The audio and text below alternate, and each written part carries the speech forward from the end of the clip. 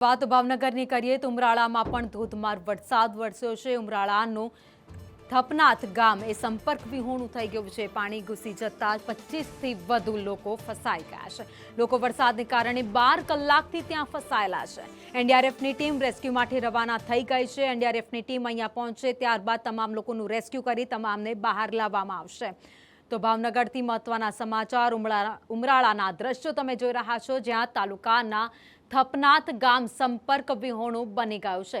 ગામમાં પાણી ઘૂસી જતા 25થી વધુ લોકો ફસાયેલા છે। એનડીઆરએફની ટીમ દ્વારા ત્યાં તમામનું રેસ્ક્યુ કરવામાં આવશે। વધુ અપડેટ સાથે સંવાદદાતા જગદીપ અમારી સાથે જોડાઈ ગયા છે। જગદીપ, ઉમરાળા ગામમાં ધોધમાર વરસાદ, 25 લોકો ફસાયેલા છે। જી ભાવિની, ઉમરાળા તાલુકાના થાપનાથ ગામ સંપર્ક વિહોણું બન્યું છે। ગામમાં પાણી ઘૂસી જતા 25થી વધુ લોકો ફસાયા હોવાનું અનુમાન છે। એનડીઆરએફની ટીમ છે તે ઘટના સ્થળ પર પહોંચી ગઈ છે અને બોટ લઈ થાપનાથ ગામ જવા માટે પણ રવાના થઈ ચૂકી છે। વલભીપુર મામલતદાર સહિતનો જે તંત્રનો જે સ્ટાફ છે તે હાલ ઘટના સ્થળ પર પહોંચ્યું છે। છેલ્લા 22 કલાકથી લોકો ફસાયા હોવાનું આ પ્રાથમિક અનુમાન છે। જી